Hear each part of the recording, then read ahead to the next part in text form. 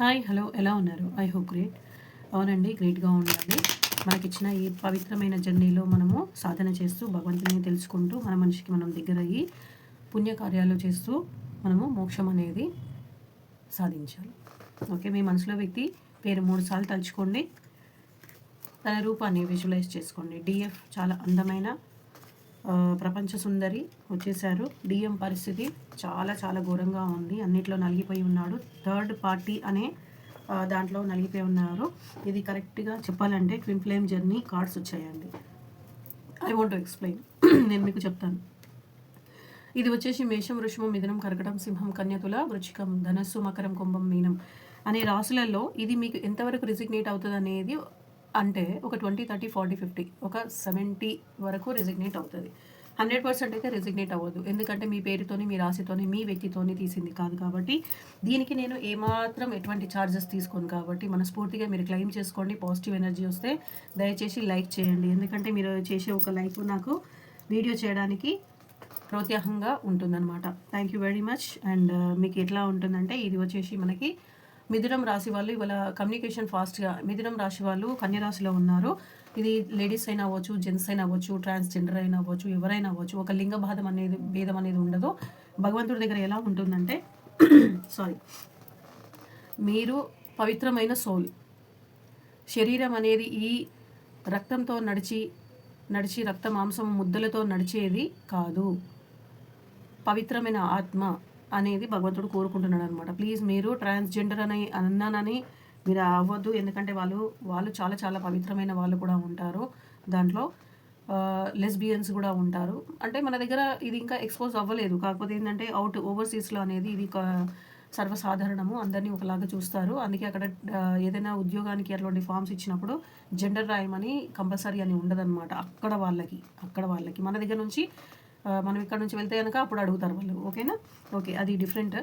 Okay, మన ఎవరైతే twin ఫ్లేమ్లో ఉండే డిఎఫ్ చాలా అందంగా తయారయ్యారు. డిఎం మీద చాలా ఫోకస్ పక్కకు జరిపి తన మీద తను ఎప్పుడైతే ఫోకస్ చేసుకుంటుందో, చక్కగా తయారవుతుందో, ఎట్లా అంటే తనని తను ఒక ఇన్నర్ హీలింగ్తోని హై వైబ్రేషన్కి తెచ్చుకుంటుందో అప్పుడు ఇలా ప్రపంచ సుందరిగా ఉంటుంది. ఈ ట్విన్ ఫ్లేమ్ జర్నీలో ఎవరైతే సాధన బాగా చేస్తారో డిఎఫ్ అయినా డిఎం అయినా ఆల్రెడీ వాళ్ళు చూడడానికి చాలా అందంగా ఉంటారు. ఎందుకంటే దేవుడు పంపించిన స్పెషల్ సోల్స్ కాబట్టి వాళ్ళు 1000 మందిలో కూడా కనుక్కునేలాగా ఉంటారు. ఇంకా మీరు సాధన చేసిన తర్వాత మీరు ఏ క్రీములు పెట్టుకోని అవసరం లేదు, ఎటువంటి మసాజులు చేయాల్సుకున్న అవసరం లేదు. అంటే నేను వింటూ ఉంటాను, I don't know all those things, కానీ వింటూ ఉంటాను.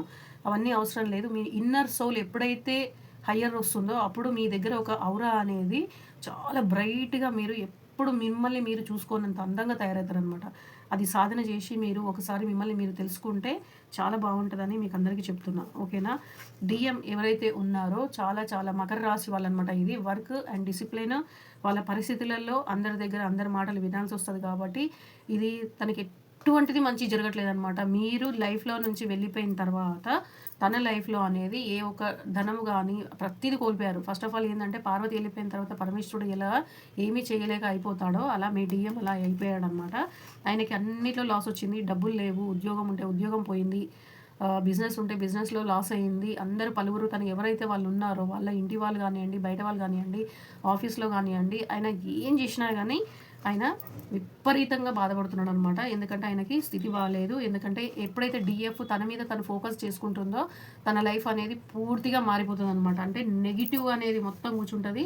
ఎప్పుడైతే డిఎఫ్ అనే ఆ శక్తి తన వైపు తన శక్తిని మర్చుకున్నప్పుడు అప్పుడు అనేది ఇది మారిపోతుంది. ఆయనది స్థితి అనేది మారిపోతుంది. థర్డ్ పార్టీ మాటలు ఎందుకు విన్నానో, నా ప్రియమైన పూర్వజన్మ భార్యని నేను ఎందుకు వదులుకున్నానని చాలా చాలా చాలా చాలా వేదనలో ఉన్నారు. మీకు ఏం కాదండి, భగవంతుడు ఆల్రెడీ మీకు పంపించి రాశి పైన స్వర్గంలో మీ కళ్యాణం చేసే కిందికి పంపించిండు. మీ మనిషి మీకోసమే పుట్టిండు. ఇది మీరు నమ్మినా నమ్మకపోయినా 100% నిజం అనమాట. మీరు ఆయన కోసం పుట్టిరు, ఆయన మీకోసమే పుట్టిరు. మీరు పళ్ళు ఊడిపోయినా, జుట్టు ఊడిపోయినా, కళ్ళు కనబడకపోయినా, శరీరం అంతా మొత్తం ఇట్లా జారిపోయినా, లాస్ట్కు చనిపోయే టైంలో వరకైనా మీ వ్యక్తి డిఎం అనేది మీవాడు, డిఎఫ్ అనేది డిఎం కోసమే పుట్టిండు.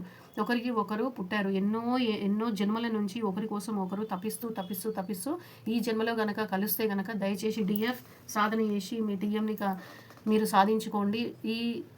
ఈ జన్మ జన్మల ఈ ట్రాన్స్ఫరంలో ఈ బాధలలో పడకుండా భగవంతుడికి దగ్గర అయ్యి మీరు మోక్షం పొందగలరని మిమ్మల్ని అందరినీ ఈ ఛానల్ ద్వారా నేను మీకు చెప్పగలిగే భాగ్యం ఇచ్చిన ఆ పరమేశ్వరుడికి మేమందరి సమక్షంలో సాక్షాత్తు పాదాభివందనం చేసుకుంటున్నాను. దయచేసి ఇది ఏదో సెక్షువల్ ఎనర్జీగా మీరు భావించకూడదు. ఇది ఈ వయసులో 45 ఇయర్స్ 46 దాటిన తర్వాత ఎటువంటివి అట్లాంటివి ఏమి ఉండవు. మీకు క్లియర్గా అర్థమైందంటే ఒకసారి దైవతత్వంలోకి ఆలోచించండి. మీ భర్తని మీ పూర్వజన్మ భర్తని మీకు కలిపారు. అది కూడా మీకు పెళ్ళైపోయి పిల్లలు ఉండి మొత్తం అంతా ఉన్నాక అక్కడ ఉన్నాక ఇక్కడ ఉన్నాక మళ్ళీ మీరు ఎందుకు కలిసిండ్రు? దాని అర్థం ఏంది?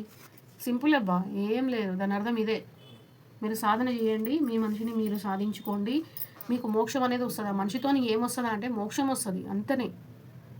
మోక్షం అనేది ప్రాప్తి అవుతుంది, సేమ్ లైఫ్ ఉంటుంది. కాకపోతే ఆయన కలిసిన తర్వాత ఇద్దరు కలిసి సాధన చేయడం అవుతుంది అనమాట. భగవంతుడి దగ్గర సేవ సాధన ఆయన ధ్యానం చేసినప్పుడు మన జీవితంలో మళ్ళీ మళ్ళీ ఈ కర్మబంధంలో పడకుండా మనకు అనేది పుణ్యంగా మనకు మోక్షం అనేది భగవంతుడి కాళ్ళ దగ్గర సేవ దొరుకుతుంది అనమాట.